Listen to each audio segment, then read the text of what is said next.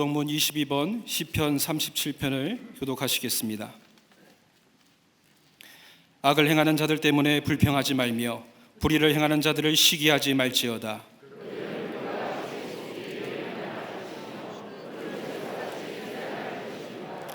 여호와를 위례하고 선을 행하라.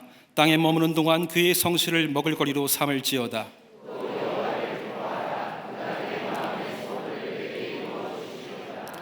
내 길을 여호와께 맡기라. 그를 의지하면 그가 이루시고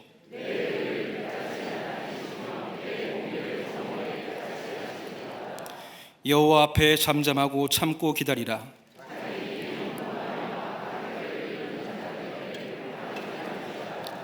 분을 그치고 노를 버리며 불평하지 말라. 오히려 악을 만들 뿐이라. 아멘.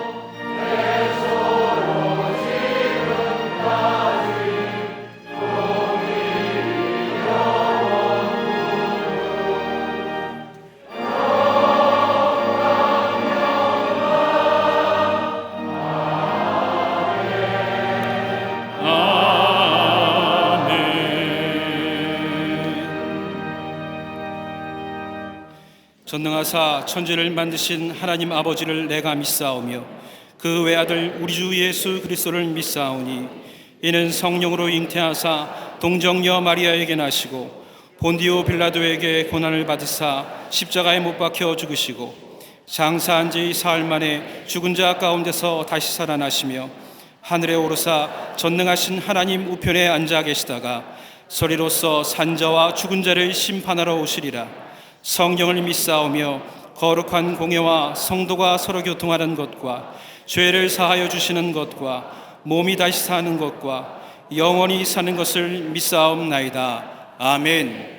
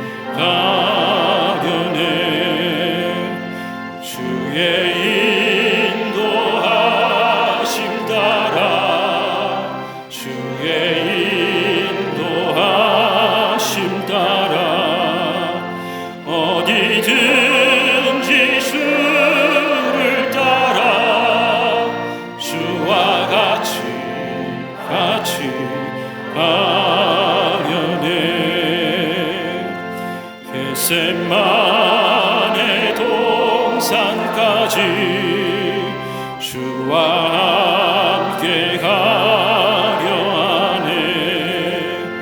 피땀 흘린 동산까지 주와 함께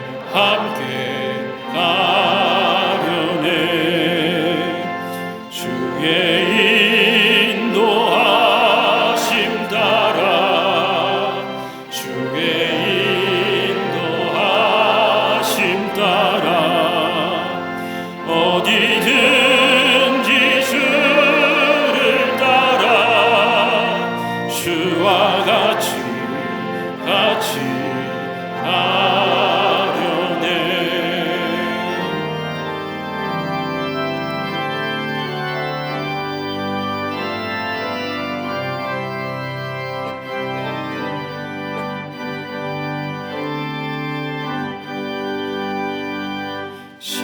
심판하실 자리까지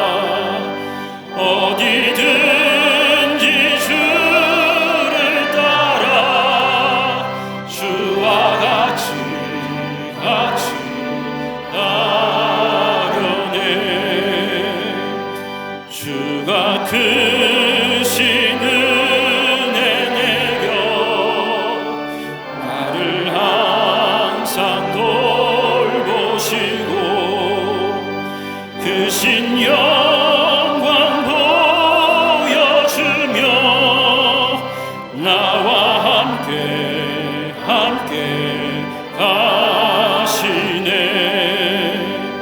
주의 인도하심 따라 주의 인도하심 따라 어디든지 주를 따라 주와 같이 가려네.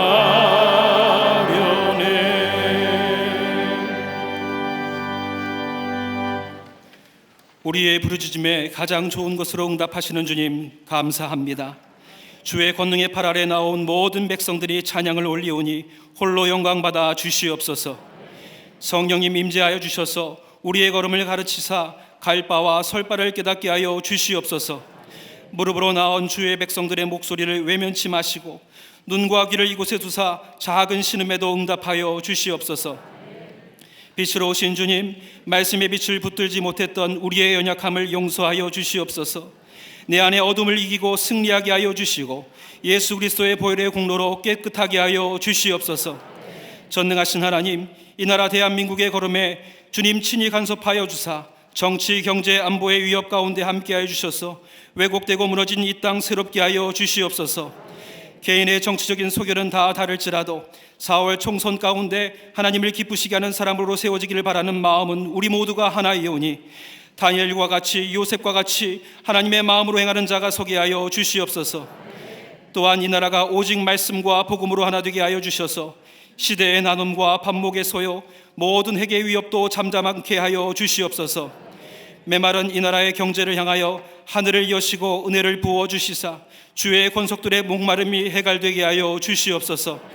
이 나라 살아계신 하나님의 증거가 되게 하시고 우리의 삶과 질병으로 연약해진 육신에 우리의 기업의 태의 열매 중에 만남의 축복 가운데 자녀의 학업 가운데 증거로 나타나게 하여 주시옵소서. 내 삶에 새겨진 은혜로 증인된 삶의 확신을 우리 모두가 소유하게 하여 주시옵소서. 사학법 개정을 통하여 마땅히 주의 자녀들이 말씀으로 교육받는 길이 열려지게 하시고 포괄적 차별금지법 제정을 막아주셔서 진리 위에 굳게 서게 우리 모두의 걸음을 주님 한마음으로 하나 되게 하여 주시옵소서. 작은 소자에게 한 것이 곧 내게 베푼 것이라 하셨사오니 주위를 둘러보게 하여 주시옵시고 말씀으로 싸매고 받은 은혜를 부어 일으킬 한 영혼을 찾게 하여 주시옵소서. 나는 누구의 이웃인가 하는 주의 말씀 기억하게 하시고 영적으로 죽게 된 이들을 향해 생명줄 던지는 일에 주저앉지 않게 하여 주시옵소서. 세계 열방에 여전히 시대를 위협하는 전쟁의 보성이 그치지 않고 있습니다. 힘을 과시하는 교만한 자들을 겸손하게 하시고 이 시대 하나님의 다스림이 드러나게 하여 주시옵소서. 북녘에 숨죽여 기도하는 동포들의 간절한 기도를 들으시고 이 나라 이 땅의 복음적 평화 통일을 허락하시사 억눌림과 핍박으로 무너진 인생들의 삶에 자유케 하시는 샬롬의 평화를 누리게 하여 주시옵소서. 진리의 터 위에 굳게서 복음의 능력을 전하는 교회의 사명을 허락하신 하나님, 이 모든 일을 위해 부름받은 주의 일꾼들이 하나 되어 주님 주신 은혜로 사명 잘 감당할 수 있도록 역사하여 주시옵시고 그 모든 사명에 걸맞는 능력을 허락하여 주시옵소서. 세워진 속회와 남녀선교회, 교회학교, 청년부, 청장년부, 샤이닝 모든 기관의 성장과 회복을 허락하시고 말씀의 잔치, 겨울수련에 참여하는 어린 심령과 청년들마다 뜨겁게 주님을 만나게 하여 주셔서 그 은혜로 세상을 넉넉히 이기는 믿음의 자녀로 서게 하여 주시옵소서. 영적인 리더로 세우신 담임 목사님, 세계를 향하여 나아가실 때에 하나님의 뜻을 이루는 걸음 되게 하여 주시옵시고 영육간의 강건함을 허락하시사 그 육신의 모든 걸음이 쇠하지 않게 강건하게 붙들어 주시옵소서. 말씀을 선포하실 때에 그의 성도를 보호하여 주시옵시고 주의 백성들이 신령한 복을 사모하며 결단하게 할 수 있도록 그 말씀의 은혜를 더하여 주시옵소서. 오늘 하나님의 말씀을 받고 돌아가는 이들의 가슴에 슬픔은 기쁨으로, 근심은 소망으로, 질병과 고통은 회복의 은혜로 변화되는 놀라운 역사가 임하게 하여 주시옵소서.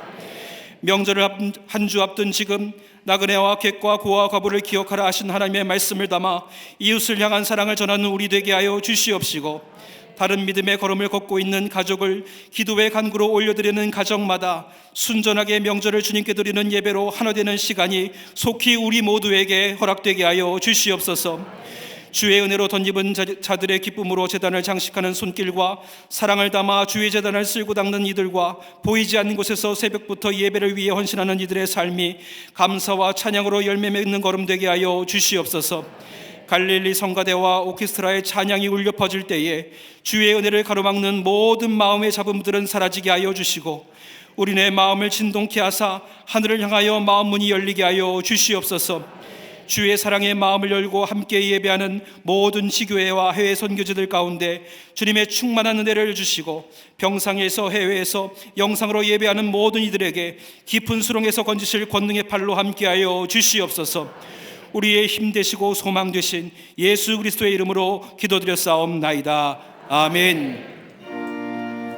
하늘에 계신 아버지, 이름 거룩하사 주님 나라 임하시고 뜻이 이루어지리라.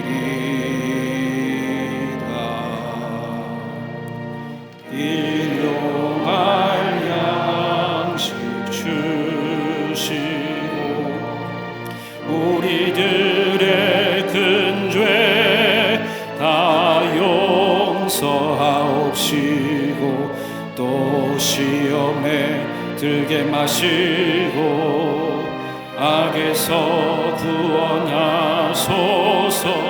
대개 주의 나라 주의 권세 주의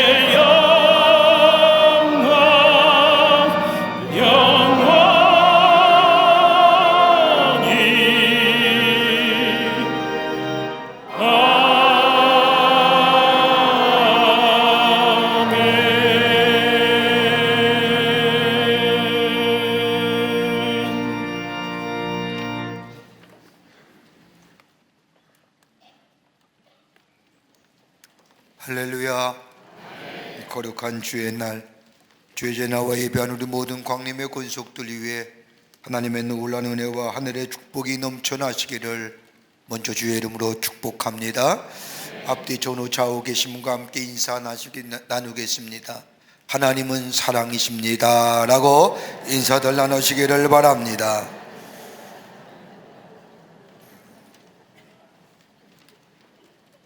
돌아오는 주간에는 우리나라 고유한 명절인 설 주간입니다.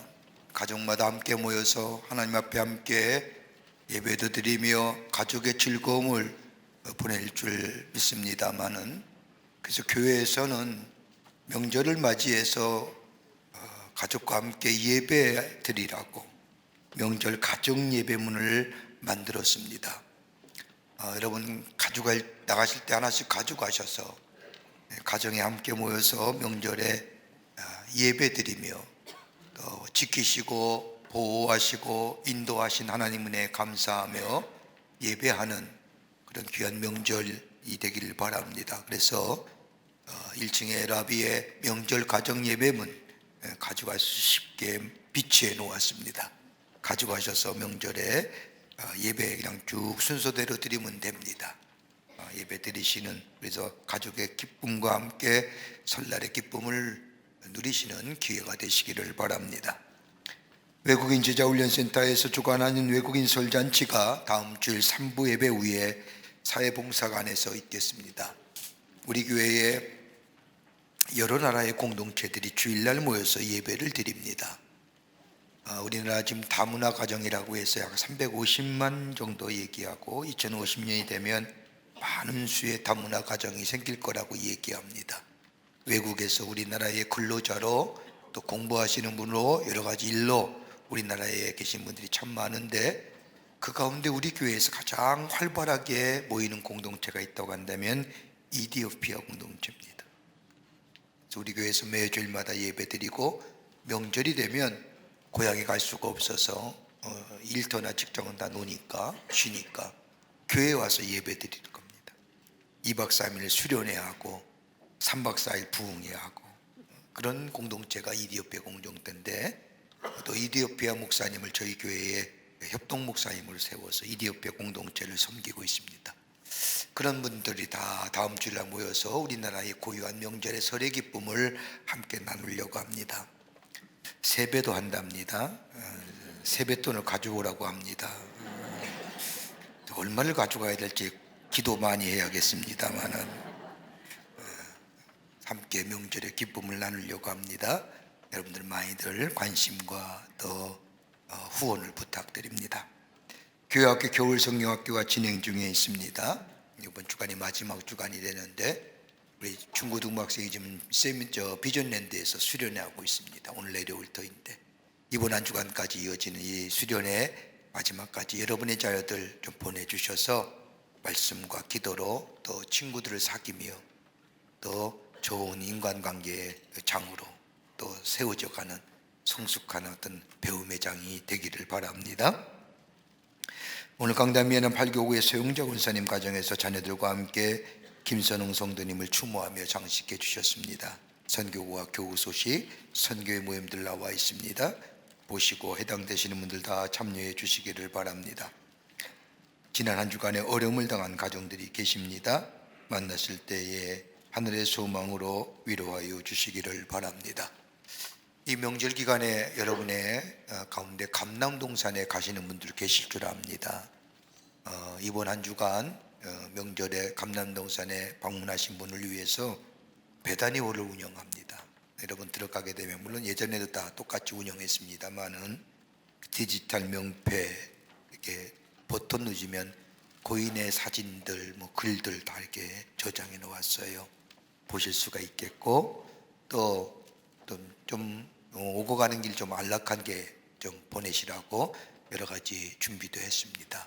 여러분 이용해 착오 없으시고 잘 이용하시기를 바랍니다. 그 밖에 광고들 보시고 기도와 관심과 참여를 부탁드립니다. 이제 성경 봉독 읽겠습니다.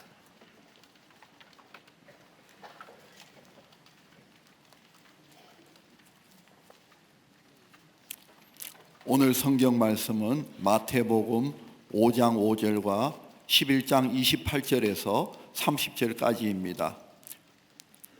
온유한 자는 복이 있나니 그들이 땅을 기업으로 받을 것이며, 수고하고 무거운 짐 진 자들아 다 내게로 오라. 내가 너희를 쉬게 하리라. 나는 마음이 온유하고 겸손하니 나의 멍에를 메고 내게 배우라. 그리하면 너의 마음이 쉼을 얻으리니 이는 내 멍에는 쉽고 내 짐은 가벼움이라 하시니라.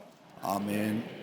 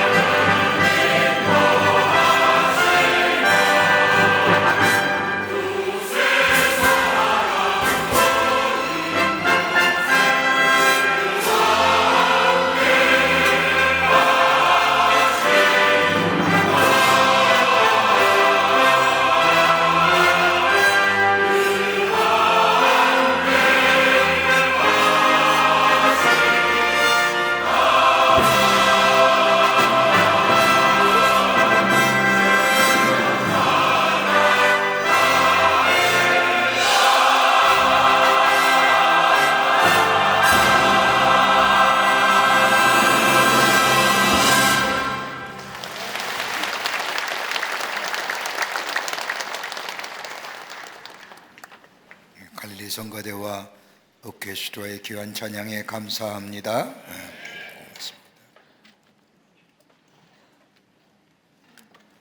사람은 일생을 통하여 세 가지의 소원을 가지고 하나님 앞에 기도한다고 합니다.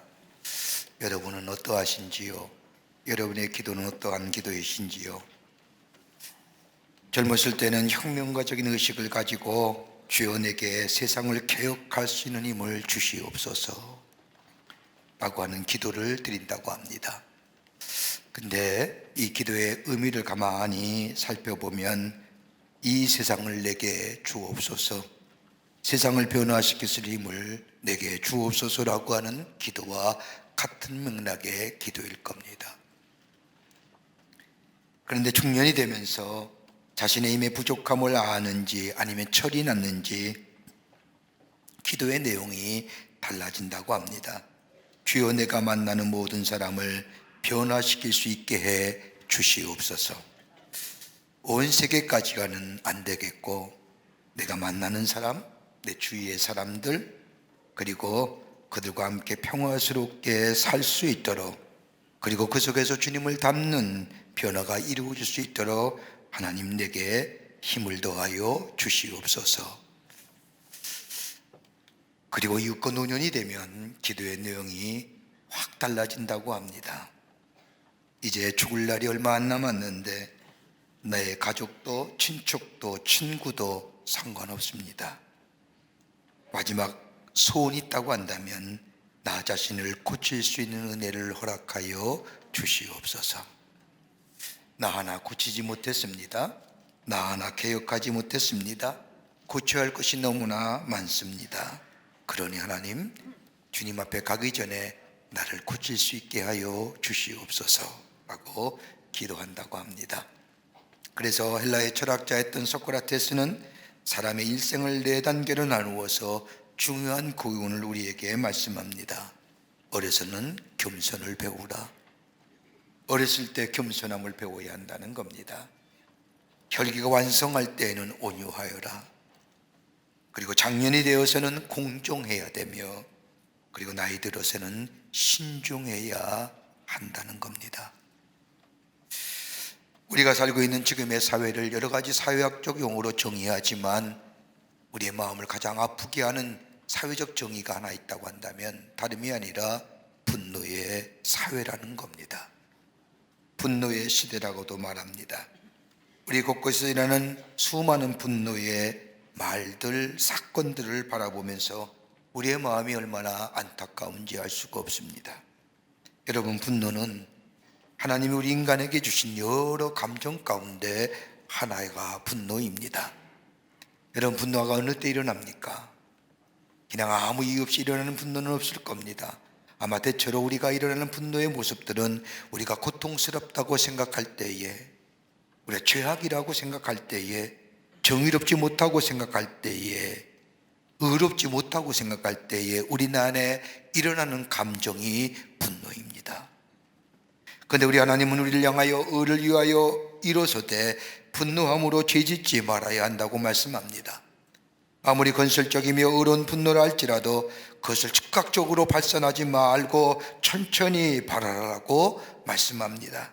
야고보서 1장 19절과 21절의 말씀을 보면 사람마다 듣기는 속히 하고 말하기는 더디하며 성내기도 더디하라. 사람이 성내는 것이 하나님의 의를 이루지 못함이라. 그러므로 모든 더러운 것과 넘치는 악을 내어버리고 너희 영혼을 능히 구원할 바 마음에 심어진 말씀을 온유함으로 받으라 라고 말씀합니다. 다시 말한다면 분노를 그치고 온유한 자가 되라는 겁니다. 그런데 여기에 어떻게 온유한 자가 되느냐? 마음에 심어진 말씀. 여러분, 마음에 심어진 말씀이 뭐가 될까요? 요한복음의 표현에 의하면 진리가 되시는 그 말씀을 받아들임으로 인하여, 예수님으로 인하여 온유함을 받으라는 겁니다. 여러분, 짐승도 길들여지면 온유하다고 말합니다. 사람도 좋은 성품을 가리켜, 좋은 성품의 사람을 가리켜 온유한 사람이라고 말합니다. 여러분, 하나님에 대한 말씀도 하나님을 겸손한 하나님이라고 말하지 않습니까? 누가 어떤 사람이 우리 하나님은 겸손해 라고 얘기하는 사람 없을 겁니다. 우리 하나님 어떻게 해요? 온유하신 하나님. 그러기에 온유란 단어는 하나님에게도 쓰여지는 단어일 뿐만 아니라 우리 인간에게도 쓰여지는 단어가 온유함입니다.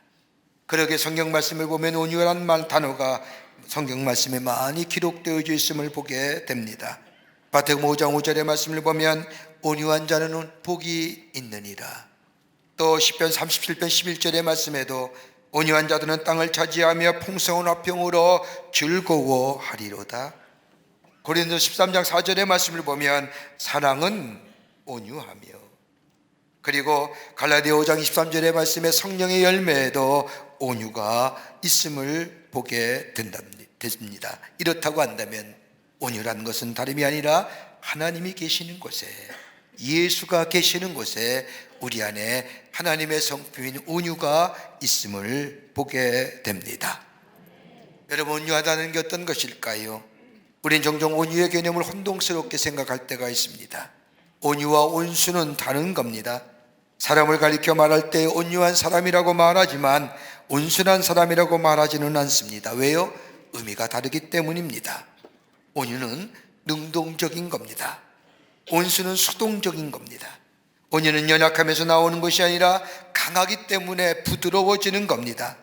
그리고 강하고 자신 있기 때문에 또한 충만하기 때문에 여유가 생기고 부드러워지는 겁니다. 이것이 온유함입니다. 그러게 영어의 표현의 미크니스나 헬라어의 프라우테우스라고 하는 이 온유를 표현하는 단어의 원래 뜻은 진통제라고 하는 의미가 있습니다.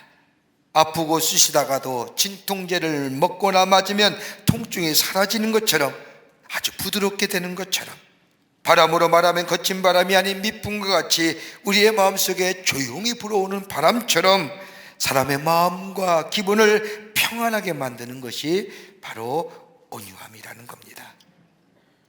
여러분, 온유함은 힘이 없는 게 아닙니다. 비겁해지는 것도 아닙니다. 온유함은 힘이 없어 비겁해지는 것이 아니라 오히려 내면의 강함이 우리 안에 부드러움으로 드러나는 것이 바로 온유함입니다. 지금의 시대를 분노의 시대라고 말하지 않습니까? 여러분, 어떻게 보면 지금의 세대의 분노라는 현상은 이상이 아닌 정상일지도 모릅니다. 분노하며 다른 사람들을 공격하고 모욕을 주고 벌을 주려는 이러한 것들, 마치 우리의 요구들을 채워주는 감정적인 음식이 되어버렸습니다. 분노 속에 담겨있는 흑백의 논리, 폭력과 갈등과 조급함과 원함과 흥분과 분노와, 이것이 마냥 우리의 삶 속의 것으로 자리 잡아버린 지금의 시대. 근데 오늘 우리 주님은 온유하라고 말씀합니다. 내게 와서 온유함과 겸손함을 배우라고 얘기합니다. 더 나아가 온유한 자가 땅을 차지할 것이라고 말씀하십니다. 사랑하는 여러분, 하나님 우리를 부르신 이유가 어디 있을까요? 우리 주님이 우리를 이 땅에 오셔서 화목케, 하나님과 화목케 하신 것처럼 우리에게 화목케 하는 직책을 주셨는데, 내가 있는 곳에 나로 인하여 다른 사람과 화목하는 화목의 놀라운 직책을 우리에게 주셨는데, 그걸 위해서 우리에게 가져야 할 하나님 나라의 거룩한 성품이 무엇일까요? 오늘 성경은 온유라고 얘기합니다. 온유할 때에 우리 안에 내면의 강함과 더불어 드러나는 부드러움이 우리 가운데 있게 될 때에 이 땅에 하나님 나라가 세워질 뿐만 아니라 주님이 우리를 부르신 부름의 사명을 감당할 뿐만 아니라 이 땅에 화평의 역사를 놓아가는 귀한 하나님의 사람으로 살아가게 될 뿐 아니라 땅을 차지하는 하나님의 축복이 우리 가운데 임하게 됩니다. 어떻게 하면 우리에게 온유의 성품을 가질 수 있을까요? 하나님 나라의 성품. 함께 말씀을 나누며 은혜 받기를 원합니다. 첫째는 예수가 우리 안에 계실 때에 우리는 온유한 자가 됩니다. 다른 면을 말하면 예수의 사랑이 내 안에 계실 때에 우리는 온유한 자로 온유함이 있어지게 됩니다. 오늘 본문의 말씀인 마태복음 11장 29절의 말씀을 보면 나는 마음이 온유하고 겸손하니 나의 멍에를 메고 내게 배우라. 그리하면 너의 마음에 쉬움을 얻으리라고 말씀합니다. 우리 예수님의 마음은 온유하고 겸손하시다고 말씀하십니다. 여러분, 성경의 말씀을 가만히 읽다 보면 예수님이 자신에 대하여 내가 누구인가, 당신의 아이덴티티를 그 정체성을 이야기하는 단어가 곳곳에 나옵니다. 이것이 헬라어 표현하면 에이고 에임입니다. 나는 무엇이다. 나는 문이다. 나는 길이다. 나는 생명이다. 나는 진리다. 이건 예수님이 당신이 어떤 사람인가에 자신의 아이덴티티를 얘기하는 정체성에 관한 말씀입니다. 그런데 이것 떠나서 예수님의 존재론적인 의미를 얘기한 것이 있습니다. 난 어떤 존재냐? 딱 오늘 성경에 마태복음 11장 29절에 나오는 말씀입니다. 나는 온유하고 겸손한 자다라고 하는 겁니다. 우리 주님이 우리를 향하여 나는 온유하고 겸손함이라고 얘기하시면서 그래서 너희가 내게 와서 이 온유함을 배우라고 말씀하십니다. 자마이카 선교하는 선교사가 그 나라 원주민들에게 온유한 자가 무엇인가, 누구인가에 대해서 가르치면서 원주민들에게 물었다고 합니다. 당신들의 언어에서의 온유란 말은 무슨 뜻으로 해석이 됩니까? 라고 말하자 어떤 한 원주민이 이야기하기를 산한 물음에 대하여 부드럽게 대답하는 것이 온유함입니다 라고 설명하더라는 겁니다. 선교사는 여기서 많은 것을 배웠습니다. 아주 격한 말로 내게 질문해 올 때에 내게 아주 부드럽게 대답하는 자. 여러분 가능해요? 안 그러잖아요. 한 톤만 높아도 같은 톤으로 대답하리 아니면 한 톤으로 더 높여서 얘기하잖아요. 우리의 삶이 그런 거. 근데 온유함은 것이 아니라 내게 아주 격한 말로 내게 질문해 올 때에 내가 아주 부드럽게 대답하는 것. 여러분 온유한 사람에게서 온유하라는 것은 온유가 아닙니다. 격하고 과격한 사람 앞에서 부드러워지는 것이 온유함입니다. 여러분 분명한 것이 한 가지의 분명한 사실이 있다고 한다면 인간의 기본적인 성품인 이 온유가 타락함으로 인하여 우리 안에 이것이 잊어버렸다. 인간의 타락함으로 인해 가장 인간이 가져야 할 기본적인 성품인 하나님도 가지고 계시고 우리 인간에게도 주신 이 온유함을 잃어버렸다는 겁니다. 그러기에 이 온유함이 우리 안에 있어지기 위해서는 내가 한순간에 예수 믿어서 이 온유함이 내게 있어진 것이 아니라 예수가 내 안에 주인 되시고 내 삶의 인도자가 되심을 고백하며 그 예수의 사랑 안에 거하게 될 때 우리 안에 온유함이 만들어지고 온유함이 성장되어지고 온유함이 내 속에 있어짐으로 인하여 내 안에 강함과 더불어 드러나는 것들이 부드러운 삶의 모습으로 변화되는 역사가 있게 된다는 겁니다. 그렇다고 한다면 온유는 중생함으로 인하여 성화의 과정 속에 얻어지는 열매입니다. 여러분 하루아침에 온유해지십니까? 안 그래요. 예수가 내 안에 계실 때에 예수님이 내 삶의 주인 되심을 고백할 때에 내 안에 예수의 성품인 온유함의 역사가 내 안에 있게 됩니다. 여러분 예수님이 이 땅에 계시면서 하나님 나라의 복음을 전하실 때에 예수님의 복음을 전하실 때 얼마나 그 복음의 역사가 능력이 있었는지 모든 사람이 예수님의 그 복음 논람을 보고 그 말씀에 권위가 있음을 보았다는 겁니다. 하나님 나라의 복음을 전하시는 예수의 모습, 권위가 있으셨습니다. 그런데 여러분 그 권위의 모습이 저 약한 자들과 그리고 저 어려운 자들을 바라볼 때 우리 예수님이 권위가 있었나요? 그들을 위로하셨잖아요. 다른 사람은 뭐라 해도 저 어렵고 힘들어하는 자, 저 약한 자들, 낙심한 자들 그 거대 모습만 보는 것이 아니라 저들의 사회적 지위만 보는 것이 아니라 저 사람 안에 있는 내면적 가치에 우리 주님이 주목하셨어요.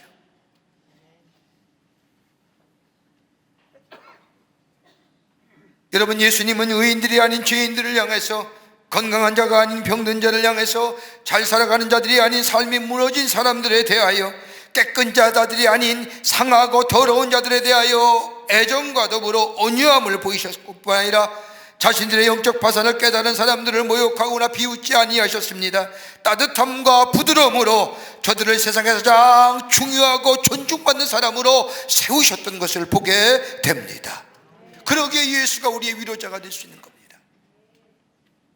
내가 절망하고 내가 낙심할 때 우리 예수님이 저 절망하고 낙심하고 소외된 자를 향하여 위로할 뿐만 아니라 따뜻함과 부드러움으로 저들을 가장 중요하고 가장 존중받는 사람으로 대해 주듯이 오늘 우리 예수님이 내 안에 계시면 나의 위로가 되시고 나의 도움이 되시고 나의 인도자가 되심을 경험케 되는 역사, 바로 여기에 있는 겁니다. 여러분, 대표적으로 세리를 보세요. 누가복음 말씀에 보면 세리에 관한 말씀이 6번 나와요. 여러분, 누가복음 5장에 누가복음 말씀에 보면 사회적 경배를 받았던 이 세리에 대해서 6번이나 언급하는데, 누가복음 3장의 말씀을 보면 세리들이 세례를 받고 하나님 나라의 사람이 됩니다. 누가복음 5장의 말씀을 보면 예수님께서는 세리의 마태를 12제자 가운데 한 사람으로 받아주십니다. 그뿐 아니라 누가복음 7장에 와서는 세리들이 예수님의 말씀에 귀 기울이며 15장에 와서는 세리와 죄인들이 예수님의 주변에 모여서 열심으로 예수의 말씀을 들으며 18장에 와서는 저 세리와 바리새인의 기도를 통하여 예수님이 세리에 대한 얘기를 하시고 19장에 와서는 클라이막스인 삭개오 얘기합니다. 여러분, 세리라는 게 어떤 직업이에요? 저 로마 정부가 만들어진 이 일정의 세금액을 채우고 나면 나머지는 자기의 물 거예요. 그러기에 할 수만 있다면 더 많이 걷어야만이 자신에게 유익이 되는 겁니다. 동족의 아픔이나 이웃의 힘듦을 아랑곳하지 아니하고 어떻든지 열심으로 세금을 걷어서 로마의 정부에 내고 나머지는 자신의 것으로 만들기에 사람들에게 매국노요, 정말로 사람들에게 손가락질 받고 조랑받고 돈밖에 모르는 수준으로 하고 손가락질 받았던 사람들이 그 당시에 세리입니다. 근데 삭개오는 어떤 사람이에요? 그 세리 가운데 우두머리예요. 자신이 아브라함의 사람이요 하나님의 사람인 걸 자기의 정체성에 흘러낸 사람이에요. 워낙 사람들에게 손가락질 받으며 사니 고독한 존재요, 외로운 존재요, 관계성이 단절된 존재요. 다른 사람을 향하여 다른 사람들은 하나같이 다 돈은 있는지 모르지만 손가락질 받았던 이 삭개오, 예수님이 지나간다는 소식을 듣고 예수를 만나면 문제가 해결된다는 이야기를 듣고 행여나 예수를 좀 만나볼까 싶고 저 뽕나무에 올라갔다가 예수님과 눈이 마주치잖아요. 그때 예수님이 내려오라 하시고 내가 너를 너 집에 유하여겠다고 말씀하시며 삭개오의 집에 들어갑니다. 세리의 우두머리예요. 수많은 사람들이 예수님의 이러한 모습을 보고 저 뭐 하려는 거냐, 저 왜 저기 들어가느냐 야구 얘기 수군거리지만 주님은 아랑곳하지 아니하고 그 속에 들어가 삭개오 앞에 하나님의 말씀을 전할 때 삭개오가 예수님 앞에 고백하지 않습니까? 내가 남의 것 토색한 것이 있으면 내가 4배로 깎겠습니다. 여러분, 그 재산이 어떤 재산인데, 어떤 재산인데, 어떻게 모은 건데, 온갖 욕은 다 받으며 비난받으며 매국노요, 저거는 흡혈귀 같은 자요, 온갖 소리와 조롱을 다 들으면서 돈만 있으면 내가 살 수 있다고 해서 그 벌었던 돈인데 그걸 다른 사람에게 뺏은 거 있으면 4배를 갚겠다고요? 자기 그 족보 아니라는 거죠.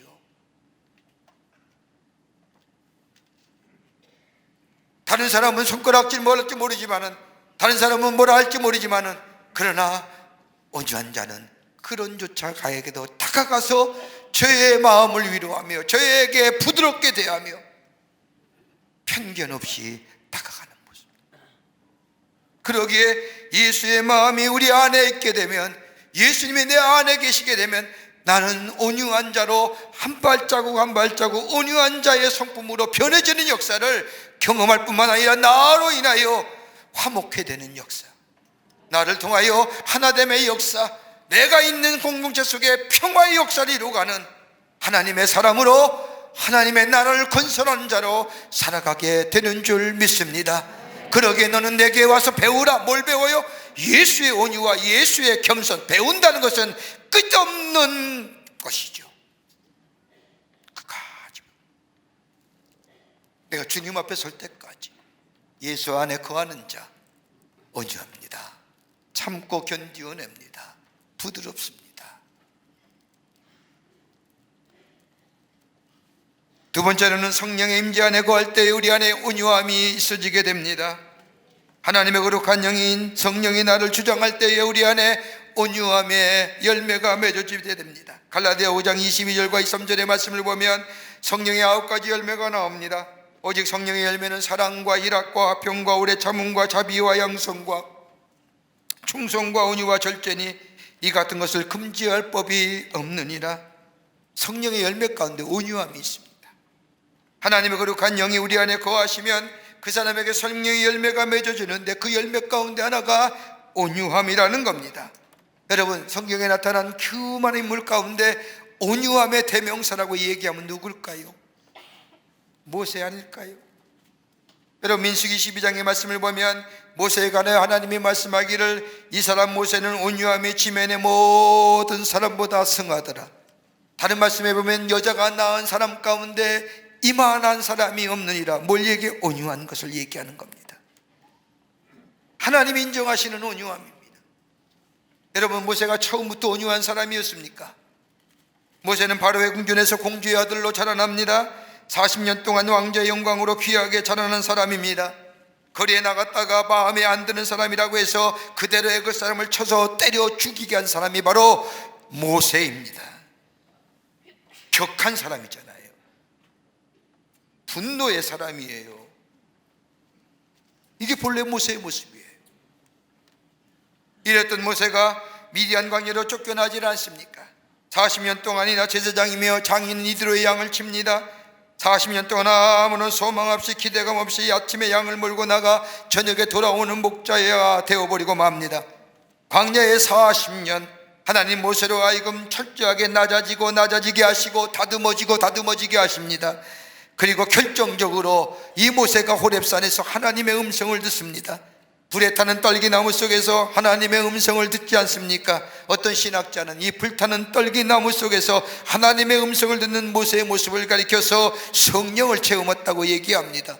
그도 그렇지 성령을 얘기하는 게 불같은 성령이라고 얘기하지 않습니까? 저 독일의 신학자인 루돌프 오트라고 하는 사람은 이 사건을 강렬한 변화의 사건이라고 해서 성령을 체험한 누민누제의 사건이라고. 하나님의 영을 체험한 이 모세, 하나님의 음성을 들은 모세, 온유한 사람이 됩니다. 이 온유함을 인정받은 사건이 또 하나 있습니다.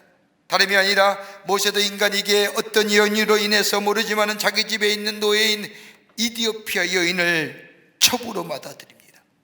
실수지요.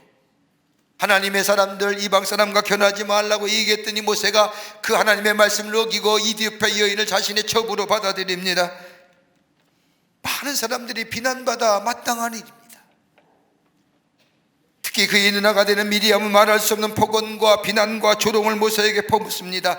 구체적으로 어떤 내용의 폭언이나 비난과 조롱이 있는지 알 수 없지만 아마도 우리가 유추해보면 어떻게 지도자가, 어떻게 하나님의 사람이, 어떻게 하나님의 말씀을 이야기하는 사람이 어떻게 이방의 여인을 자신의 첩으로 맞아줄 수 있느냐, 그만해라, 내려와라, 아마 이러지 않았을까요?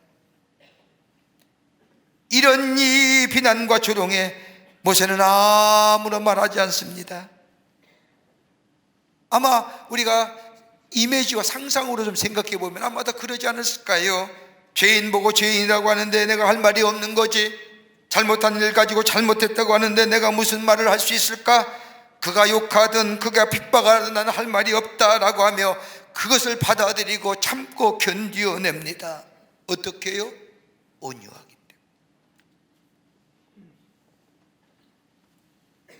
이 모습을 본 하나님이 모세를 향하여 모세의 온유함을 인정하지 않습니까? 천하의 모세만큼 온유한 사람이 없느니라. 모세 편을 들어주시고 하나님이 다시 그를 이스라엘의 지도자로 세우십니다. 그런데 이 온유함을 잊어버릴 때가 있었죠. 그게 다름이 아니라 저 가데스바냐의 신광야를 거쳐서 가데스바냐에 이르렀을 때에 이스라엘 백성이 물이 없음을 알고 모세를 원망하고 하나님을 원망하자 모세가 하나님 앞에 엎드려 기도합니다. 하나님, 이 백성이 물이 없습니다. 그때 하나님께서 모세에게 말씀하지 않습니까? 반석을 명하여 물을 내게 하라. 이 말을 들으니 모세가 기쁨이 충만해서 이스라엘 백성을 다 모이게 하고 자신은 반석 위에 우뚝 섰습니다. 그리고 나서 하나님이 하시는 말씀대로 모세를 저 반석을 명하여 물을 내야 되는데 이 모세가 이스라엘 백성을 보는 순간에 그의 마음속에 분노가 확, 내가 지들을 위해서 어떻게 했는데, 지들을 위해서 어떻게 여기까지 왔는데 나보고 무엇하고 저쩌고 저째. 그 분노의 마음이, 섭섭한 마음이 그의 마음속에 찾아오게 되자 그가 가졌던 하나님의 말씀대로 반석을 명하여 물을 내야 되는데 그 홧김에 그 분노를 이기지 못하여 반석을 치지 않습니다. 물이 솟아나왔지요. 백성의 갈증을 채워줬습니다. 그런데 하나님은 저 백성에게, 이스라엘 백성에게 앞에서 모세에 대하여 말씀하지 않습니까? 내가 나를 믿지 아니하고 이스라엘 자손의 목전에서 나의 거룩함을 드러내지 아니한 고로 내가 그들에게 준 땅으로 인도하여 드리지 못하리라. 하나님의 거룩성이에요. 말씀의 거룩함이에요. 여러분, 말씀을 어기는 것은요, 말씀의 거룩성이 사라진 거예요. 그냥 대수롭지 않게 생각하는 거예요. 하나님의 말씀이나 저 사람들의 철인의 말씀이나 똑같이 생각하면 그 말씀에 거룩함이 없는 거예요. 구별됨이 없잖아요. 거룩하다는 게 구별되는 거 아니에요. 그 거룩함이 없으니까 지켜도 되고 안 지켜도 되고 저 세상의 것들과 이야기들과 똑같은 얘기 되는 게 지켜도 되고 안 지켜도 되고 모세가 그 일한 거예요. 하나님의 거룩성을 드러내지 못했다는 것은 뭐예요? 하나님의 말씀을 하나님의 말씀으로 받아들이지 못하여 지키지 못함을 얘기합니다.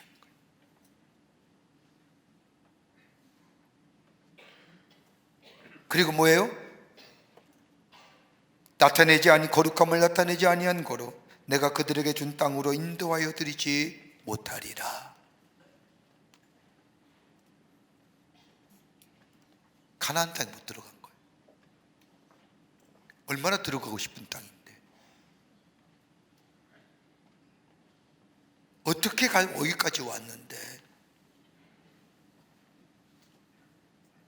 한 번의 실수로 인하여 이 모세는 가나안 땅에 들어가지 못하고 그렇게 가고 싶었던 가나안 땅, 하나님 앞에 간청하잖아요. 하나님이 뭐라고 말씀해? 야, 더 이상 그 일로 이야기하지 말아라. 1절 단호하게 거절하라. 그리고 뭐예요? 느보산 언덕에서 여호수아와 이스라엘 백성이 요단을 건너서 가나안 땅 안으로 들어가는 것을 보고 죽잖아요. 단 한 번의 실수잖아요. 단 한 번의 실수일까요? 하나님의 영이 잠시 떠날 때 분노의 마음이, 섭섭함의 마음이 우리 안에 지배할 때 우리는 뭘 잃어요? 온유함을 잊어버리는 거예요.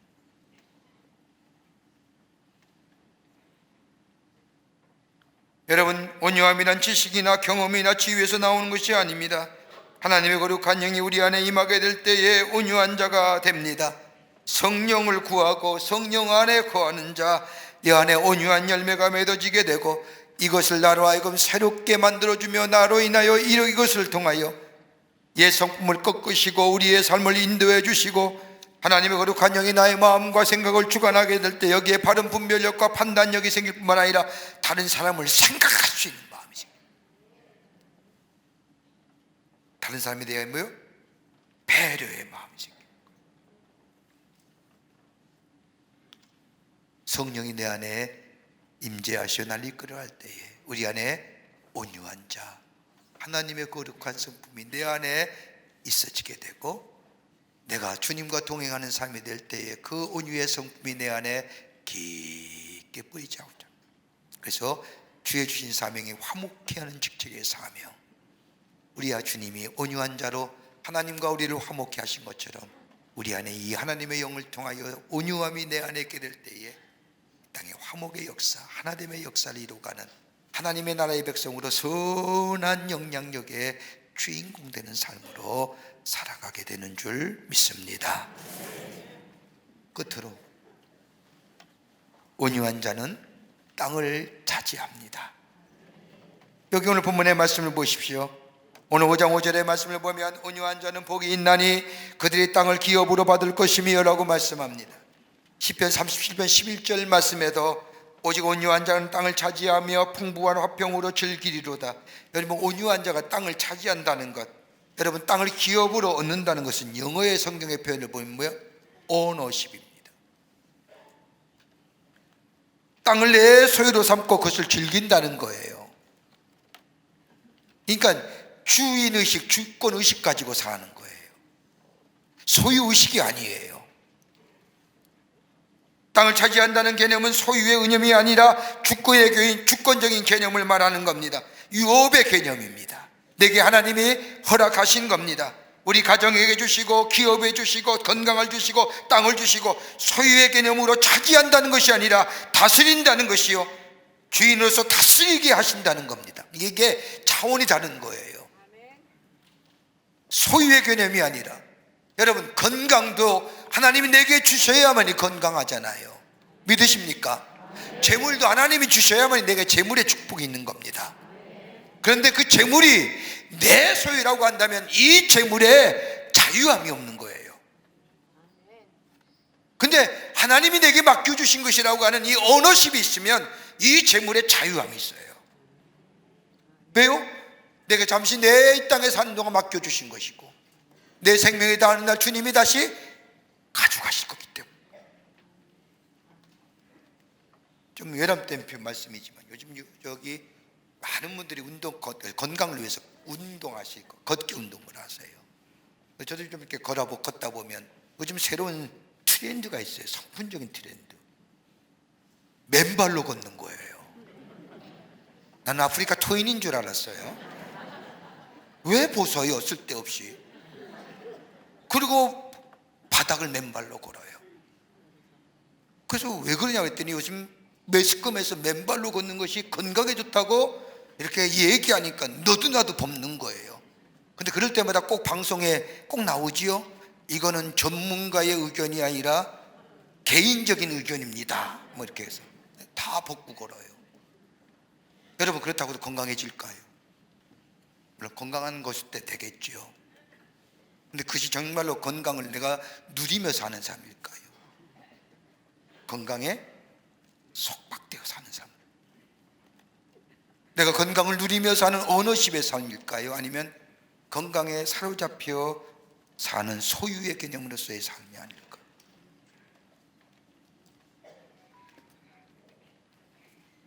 온유한 사람은 땅을 다스리게 하십니다.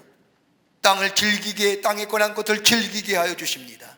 그것이 바로 주권이요, 주인의식이요, 다스림의 권한입니다. 여러분 창세기 13장 말씀을 보세요. 아브라함이 가나안 땅에 머물다가 흉년이 들어 애굽으로 내려가지 않습니까? 그래서 아내를 누이라 속이고 거짓으로 애굽 왕에서 부끄러움을 당하고, 그러나 하나님의 특별한 은혜로 다시 가나안 땅으로 되돌아옵니다. 그때에 많은 부를 누리고 많은 소유를 가지고 조카 롯과 함께 가나안 땅에 머뭅니다. 하나님이 아브라함에게 축복하여 주셔서 아브라함의 재산도 늘 뿐만 아니라 조카 롯의 가족도 재산이 늘게 되자 서로 목축 때문에 인하여 아브라함의 종들과 롯의 종들이 싸웁니다. 불화 때문에 견딜 수 없었던 이 아브라함은 조카 롯을 불러내어 가장 그 지역의 높은 산에 올라가 이야기합니다. 내 앞에 온 땅에 있지 아니하냐? 나를 떠나가라. 내가 좌하면 나는 우하고 내가 우하면 나는 좌하리라. 이 말을 들은 롯이 눈을 들어 저 요단 지역을 바라보니 소알까지라고 한 지역까지 물이 넉넉하고 마치 롯이 보기에 여호와의 동산 같고 비옥함이 애굽 땅과 같으니 롯이 요단의 지옥지역을 택하고 동으로 떠나갑니다. 그리고 아브라함은 뭐예요? 가나안 땅에 거주하지요. 롯이 멸망당했던 저 소돔과 고모라 땅에 거주하게 됩니다. 어떻게 됐을까요? 아니 이 말씀을 읽을 때마다 참 롯이 괘씸해요. 지가 어떻게 돈 벌었는데. 삼촌이 이야기하면 아니에요. 삼촌 먼저. 그러면 삼촌이 아브라함이 가만히 있을까요? 조카님 먼저. 이렇게 되지 않겠습니까? 근데 냅다 자기 거예요.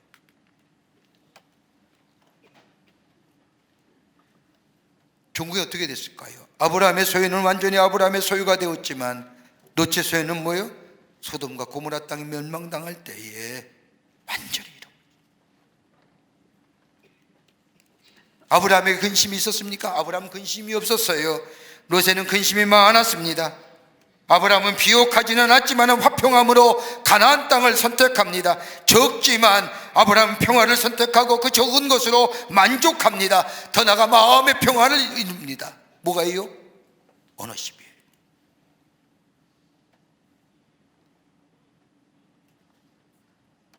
땅을 기업으로 누린 축복을 누립니다. 그러나 요단은 롯은 요단 땅이 비옥하기에 마치 하나님의 동산 같고 애국과 같은 땅을 선택했지만 결국엔 다 잊어버립니다. 뭐예요? 소유가 그를 지배하는 거예요. 그러기에 땅을 차지한다는 게 이 개념입니다. 내게 주신 분기단에서 내가 마음껏 누리는.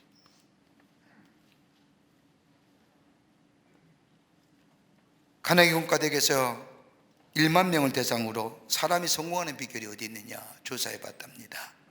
지식에 있느냐 기술에 있느냐 조사해 봤더니 지식과 기술은 인간의 성공의 15%밖에 안 된답니다. 나머지 뭐예요? 85%가 그 사람의 인간성입니다. 온유함으로 인한 화평의 관계성, 이런 사람이 성공하더라는 겁니다.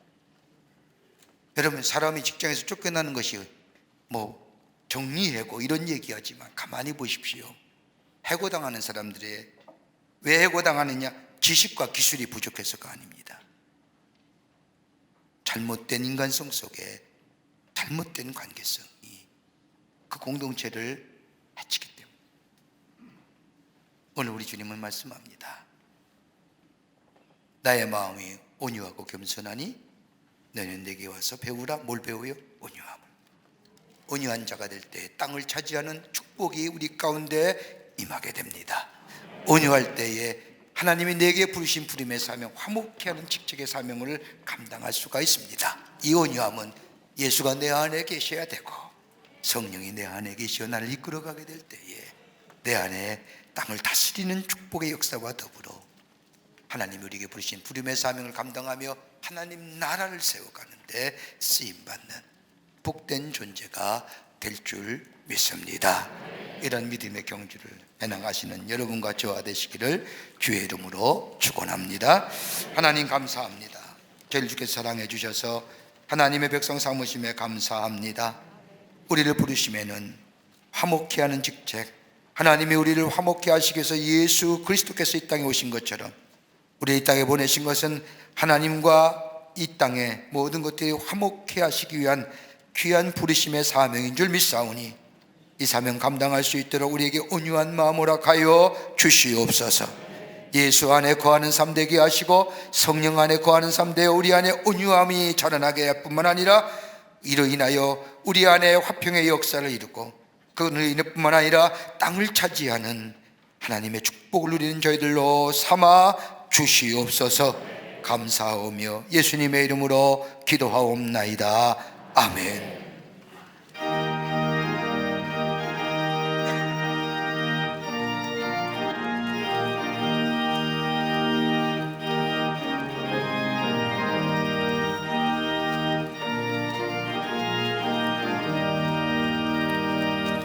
구원으로 인도하는 그분은 참 좋으며 생명으로 인도하는 그 길은 참 험하니 우리 몸에 지워있는 그 더러운 죄짐을 하나 없이 벗어놓고 힘써서 들어갑시다. 구원으로 인도하는 그 좁은 문 들어가 영생으로 인도하는 그 생명길 갑시다. 이 세상에 많은 사람 큰 문으로 들어가 넓은 길로 갈지라도 멸망으로 끝나니 세상 헛된 부귀 영화 모두 내어버리고 주의 말씀 순종하여 그 생명길로 갑시다.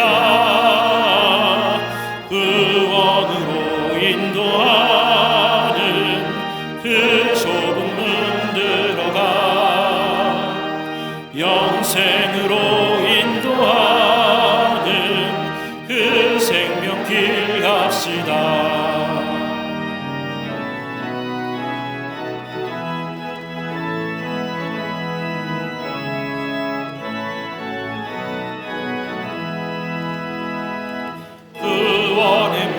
열렸으니 주의 공로 힘입어 주저 말고 들어가서 생명길로 갑시다. 구원의 문 닫힌 후엔 들어가고 싶구나. 한 번 닫힌 구원의 문 또 열려지지 않으리. 구원으로 인도하는 그 좁은 문 들어가 영생으로 인도하는 그 생명길 갑시다.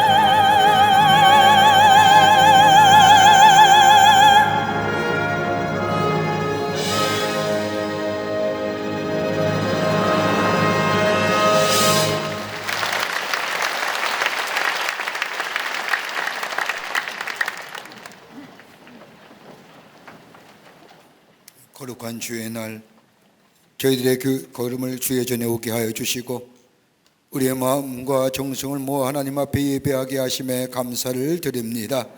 우리 예배를 기쁘게 받으시고 하늘의 놀라운 은혜와 하늘의 축복이 많은 이 시간 되게 하여 주시옵소서. 하나님 앞에 예배하며 귀한 예물 성별하여 정성껏 주님 앞에 봉헌합니다. 저희들의 믿음과 정성을 주께 드리오니 받아주시고 하나님 나라의 귀하게 쓰임받게 하시며 이 예물이 쓰일 때마다 복음의 확장이 있게 하여 주시며 주께로 돌아온 자가 많아지는 역사로 주께서 삼아 주시옵소서. 드린 손길마다 축복해 주시고 저들의 삶과 기업과 가정 위에 형용할 수 없는 하나님 은혜와 축복이 임하게 하셔서 하나님의 살아계심이 증거되는 귀한 역사가 있게 하여 주시옵소서. 아버지 하나님 기도합니다. 이 나라의 백성을 긍휼히 여겨주시고 이 땅에 늘 주께서 인도하심과 함께하심이 넘치게 하여 주시옵소서.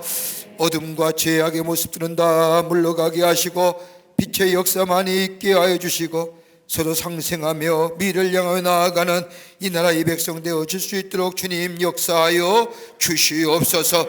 정치, 경제, 사회, 문화 모든 분야에 하나님의 다스림의 역사가 있게 하시되 특별히 오는 4월에 아버지 새로운 지도자를 선출하는 총선거가 있사오니 하나님이여 하나님을 두려워하며 백성을 위해 일할 수 있는 좋은 지도자 허락하여 주시되 우리 백성들에게 아버지 하나님의 바른 지혜와 명철을 허락하여 주시옵소서.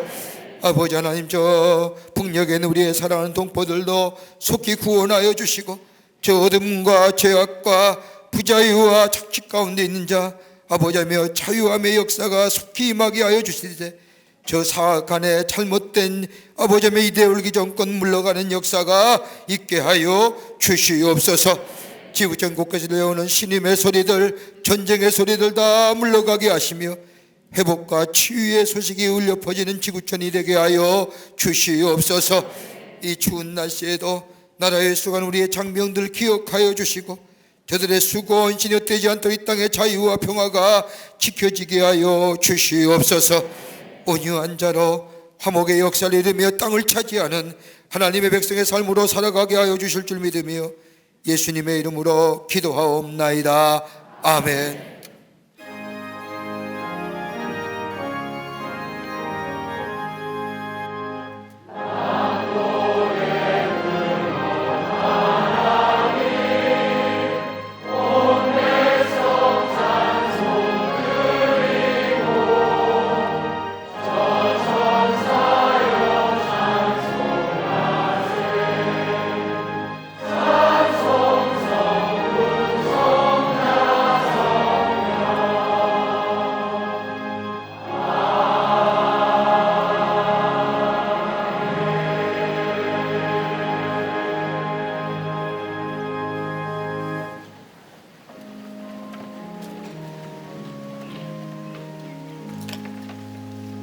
오늘 이 시간에 우리 교회 처음 오신 분들 계십니다.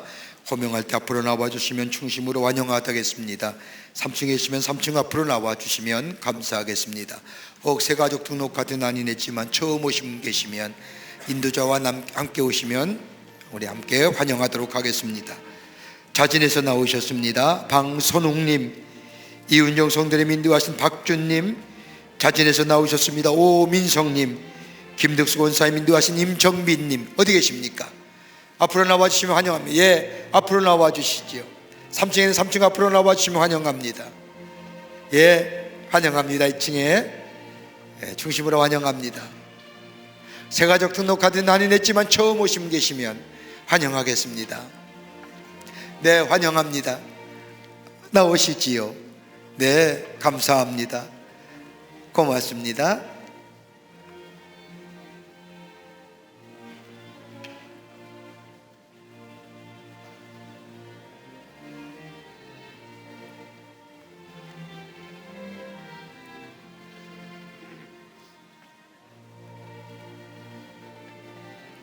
삼층에도 환영합니다. 감사합니다. 기도하시겠습니다. 주의 거룩한 날 당신의 귀한 백성들 주의 전에 오게 하심에 감사합니다.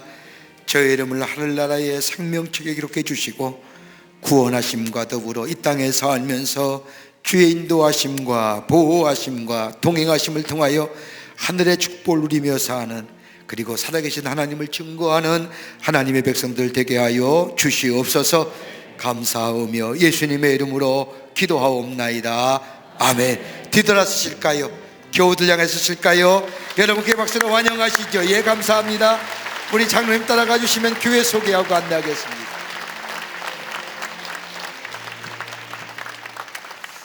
이번 주는 우리나라의 고유한 명절인 설이 있는 명절인 주간입니다. 혹시 여러분 가운데 고향에 내려가시는 분도 계실 것이고, 또 가족과 함께 모이는 분도 계실 것이고, 기쁘고 즐거운 걸음들 시간 되시기를 위해서 기도하겠습니다. 근데 우리가 하나님을 믿는 사람으로 우리 주변에 소외된 자, 외로운 자들 참 많거든요. 우리가 위에서 중보할 수 있는, 기도할 수 있는 그런 성숙한 믿음의 우리 그리스도인들이 됐으면 좋겠습니다. 또 도움도 주셔도 되고요. 그리고 고향에 내려가면 교회 꼭 둘러보시고요. 고향 교회가 부흥해야 다른 교회도 부흥해요. 돌아보시고 기도하시고, 그리고 돌아오시는 귀한 걸음들 되시기를 바랍니다. 다 일어나실까요? 우리 함께 마지막 찬송하시겠습니다.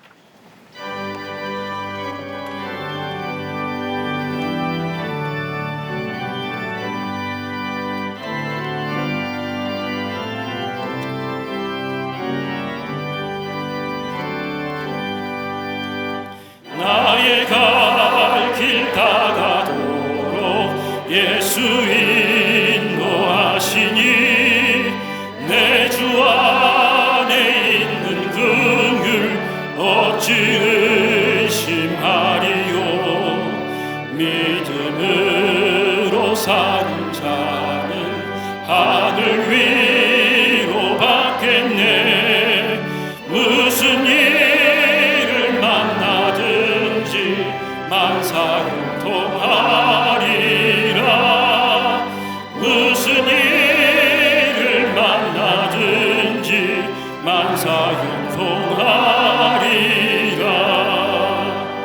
나의 갈 길 다가도록 예수 인도하시니 어려운 일 당한 때도 족한 은혜 주시네.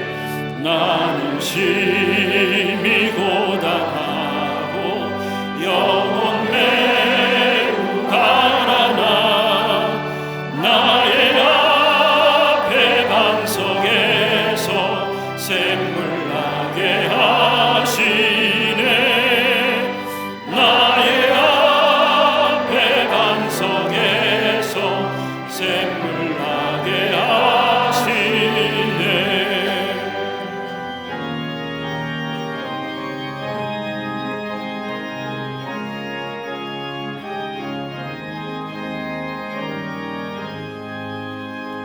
나의 갈 길 다가도록 예수 인도하시니 그의 사랑 어찌 큰지 말로 알 수 없도다.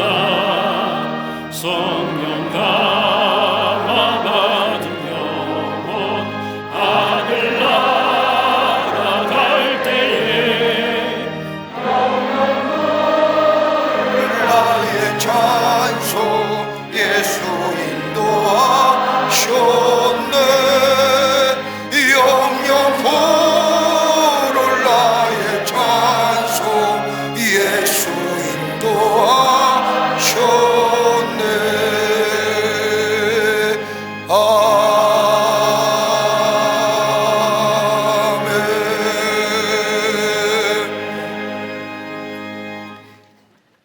지금은 우주 예수 그리스도의 크신 은혜와 하나님 아버지의 한량없으신 사랑하심과 성령님의 내재하심과 교통하심과 임재하심이 거룩한 주의 날 주의 올라와 마음과 정성을 모아 하나님 앞에 예배하며 주신 말씀 가슴에 새기고 예수 안에서 성령 안에서 온유한 자 되어 땅을 차지하여 하나님 앞에 영광을 돌리며 이 땅에 화목의 역사와 화평의 역사를 놓아가기로 결단하고 저 세상을 향하여 나아가는 당신의 거룩한 백성들 위해 영상을 통하 예배에 참여한 모든 이들 위해 우리 모든 광림의 권속들 위해 주께서 지금으로부터 영원토록 함께 하시기를 간절히 축원하옵나이다. 아멘. 좋으신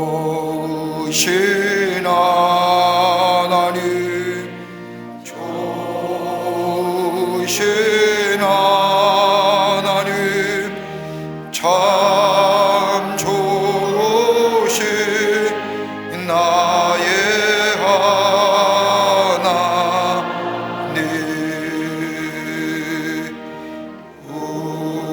우리의